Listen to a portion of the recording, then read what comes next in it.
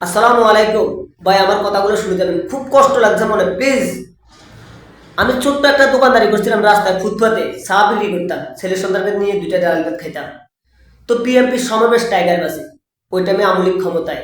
আমি একটা মিছিল নিয়ে গেছিলাম, খবর দিতে একটু আমার কাছে। 2 দিন পরে আসি, আমলিকের লোকেরা আসি আমার দোকানটাকে ভাঙচুর করে তারা আমলিকের দোকানটা বসাই দিয়েছে। এখন বর্তমানে বিএনপি ক্ষমতায়, বিএনপির লোকেরা বা বিএনপির কর্মীরা কাকে অত্যাচার করতেছে কোনো লোক বলতে পারবে না। আমলিকের লোকেরা শান্তি মতো রিল্যাক্সে ঘুম যাচ্ছে ছেলে সন্তানকে নিয়ে। আমি আমলিকের লোকেদেরকে বলতে চাই, আমাদের উপরে কেন এত অত্যাচার করছিল ভাই? আমরা বিএনপি করছি তাই? এখন বর্তমানে আমলিক ক্ষমতা যে টাইমে ছিল, ওই টাইমে ফুটপাতের থেকে যে চাঁদাবাজি, টেন্ডারবাজি, এগুলা কিন্তু বর্তমানে আমলিক লোকেরা বিএনপির সাথে একসাথে হচ্ছে।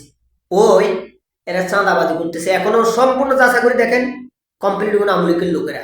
আগে যারা ছিল তারাই এখন বিএনপির লোকেরা ক্ষতিগ্রস্ত অবস্থায় আছে। আল্লাহর কসম দিয়ে বলতেছি, আমার দোকানটাও হারাইলাম।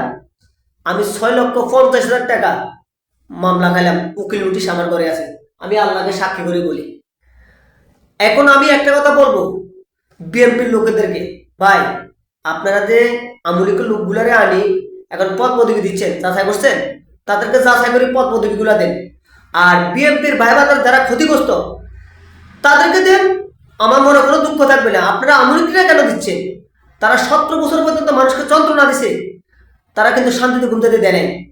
আর এদেরকে এখন বর্তমানে বিএনপি ক্ষমতায়, তারপরে এখন বড় বড় ফোর্সগুলো দিচ্ছে তাদেরকে আবারও চাঁদাবাদি করার জন্য। এই দোষগুলো কার হবে? বিএনপির হবে। যে আমি চাই আমার মতন ক্ষতিগ্রস্ত যারা আছে তাদেরকে পথ বুদ্ধিগুলো দেন, অন্তত শান্তি মতন ছেলে সন্তানকে নিয়ে ডাইল দুধ খাইতে পারে। আমি এটাই অনুরোধ করবো আপনাদের কাছে। আমার কোনো পথ বুদ্ধি লাগবেন ভাই, আমি আপনাদের কাছে বারবার বলতেছি, রিকোয়েস্ট করতেছি, যাচাই করে দেখেন এই ফুটপাতের থেকে যে টাকাগুলো কালেকশন করে কোন লোকে করে? বিএনপির লোকে না ভাই। আমলিক লোকেরা যে টাইমে 17 বছর খাইছে, এখনো বিএনপির সাথে মিলিয়ে তারা কিন্তু এখনো চাঁদাবাজি করতেছে।